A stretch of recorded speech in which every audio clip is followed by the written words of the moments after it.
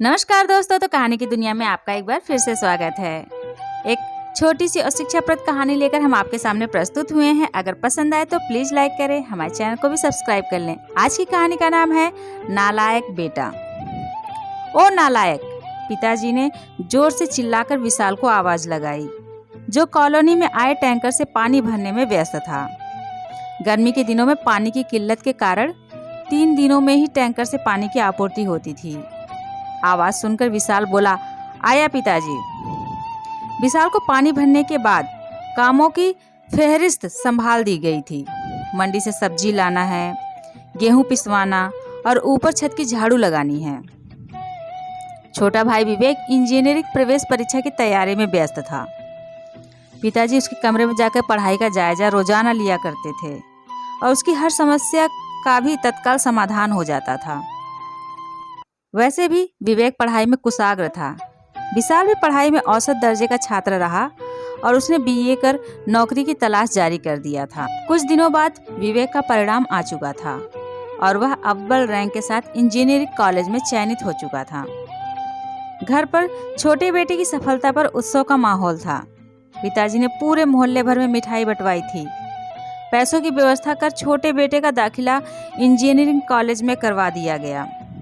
अगले ही महीने बड़े बेटे विशाल का भी बैंक में क्लर्क की पोस्ट पर चयन हो गया। पर आज घर में मां के सिवा किसी को भी सफलता पर बधाई देते हुए नहीं सुना गया। चूंकि पिताजी स्वयं प्रशासनिक अधिकारी पद से रिटायर हुए हैं, तो उनके लिए ऐसी सफलताएं मायने नहीं रखती थी। या यूं कहे कि इस पर खुशी जाहिर करना भी उनकी शान में कमी करने जैसा था। मां ने विशाल को गले लगाया और आशीर्वाद भी दिया था और उसका मनपसंद गाजर का हलवा भी खाने में बनाया था। छोटी बहन अनु भी अपना रोल मॉडल विवेक भैया को ही मानती थी और अपनी पढ़ाई की सारी चर्चाएं भी उन्हीं से फोन पे करती थी। विशाल ने कई बार छोटी बहन से पूछा था कि पढ़ाई में कभी दिक्कत हो तो पूछ लिया कर, पर उसने हंसकर बोल दिया कि भैया आपसे क्या पूछूं। विवेक की पढ़ाई पूरी हो चुकी थी और उसे अमेरिकन कंपनी ने अच्छे पैकेज पर न्यूयॉर्क ऑफिस दे दिया था। कुछ सालों में उसने वहीं शादी कर वहीं की नागरिकता के लिए अर्जी लगा दी थी। अब तो उसका घर आना भी वर्ष में एक ही बार होता था। विवेक ने फोन पर ही शादी की खबर भी 1 वर्ष के बाद ही बच्चे होने की खबर के साथ ही घर पर दी थी। पिताजी अपमान के भाव को मन के अंदर ही दफन कर खुशी से आशीर्वाद देने का अभिनय कर रहे थे। बाद में फोन के रिसीवर को मां को थमा सीधे अपने कमरे में चले गए।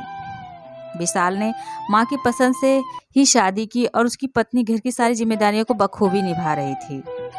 पर कुछ दिनों से मां बीमार हो गई थी।